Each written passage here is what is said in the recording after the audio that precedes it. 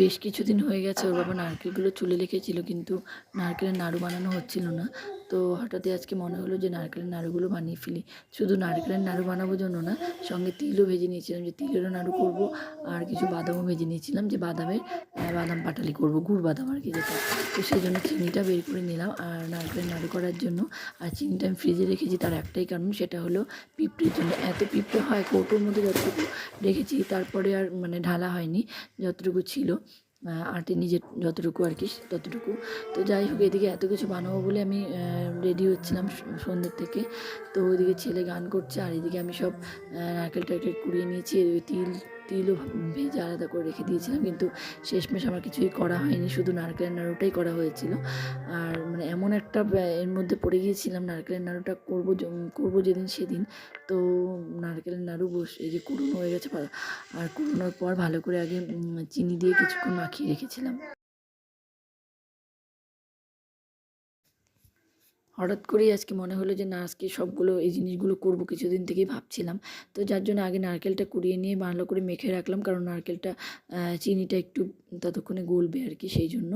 আর এখানে মেখে রেখেছি, আর ওইদিকে গুড় ভালো করে কেটে রেখেছিলাম, তিলটাও ভেজে রেখেছি। এত কিছু বানাবো, জানি না বানাতে পারবো কিনা, মানে যখন সব রেডি করছিলাম শেষমেশ কিন্তু আমার মোটেও সব কিছু বানানো হয়নি, শুধু নারকেলের নাড়ুটাই বানানো হয়েছিল। তো নারকেলের নাড়ু বানিয়েছি ঠিকই, নারকেলের নাড়ু দেখতে মোটেও ভালো হয়নি। মানে মানে এমন সময় এমন একটা পরিস্থিতির মধ্যে পড়লাম, যখন নারকেলের নাড়ুটা নামাবো তার আগে ওর বাবা, ভাবলাম যে ওর বাবা এসে তো মানে মুড়ি দিয়ে নারকেলের নাড়ু দিয়ে খাবে আর কি, সে একটু সব হালকা টিফিন করবে। তো ও এসে আমাকে বললো ও ভাত খাবে। তো এই সময় আমি মানে নামানো নারকেলের নাড়ুটা আর কি হয়ে গেছে, আমার পাকটা জাস্ট আমি তখন তাড়াতাড়ি নেবো আর তাড়াতাড়ি করে নাড়ুগুলো করব।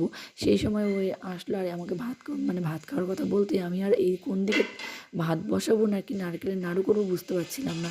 তো শেষমেশ আমার নারকেলের নাড়ুটাই পুরো নষ্ট হয়ে গেছিলো, ভালো হয়নি আর কি নাড়ুটা। খেতে ভালো হয়েছিল ঠিকই, কিন্তু নাড়ুর শেপটা মোটেও ভালো হয়নি। তো ওই যে নারকেলের নাড়ু বসিয়ে দিলাম।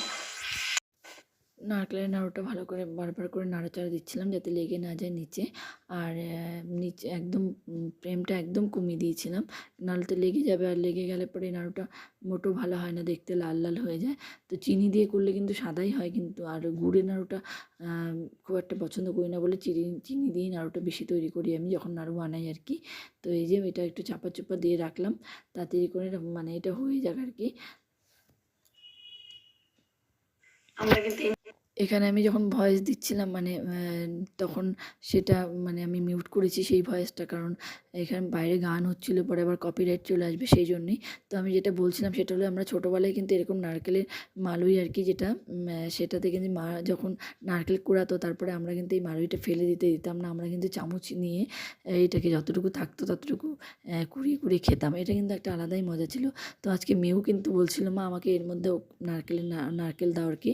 তো মেয়েকেও আমি এর মধ্যে একটু কুড়িয়ে দিয়েছিলাম, মেয়েও সুন্দর চামচ দিয়ে খেলো।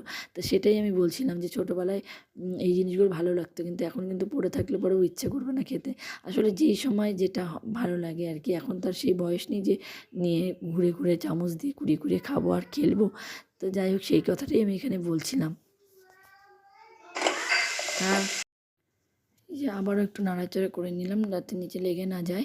আর এই মাঝখানে একটু লেগে মানে লাল লাল হয়ে গিয়েছিলো, কারণ মেয়ে এত দুষ্টুমি করছিল, ওকে আমি শান্ত করে বসিয়ে রাখতেই পারছিলাম না, ও টুলের উপরে উঠে ও দেখবে। তাই এবার গ্যাসের সামনে তো ভয় লাগে, যার জন্য ওকে আমি টুলের সামনে মানে গ্যাসের সামনে আসতে দিই না, ওভেনের সামনে।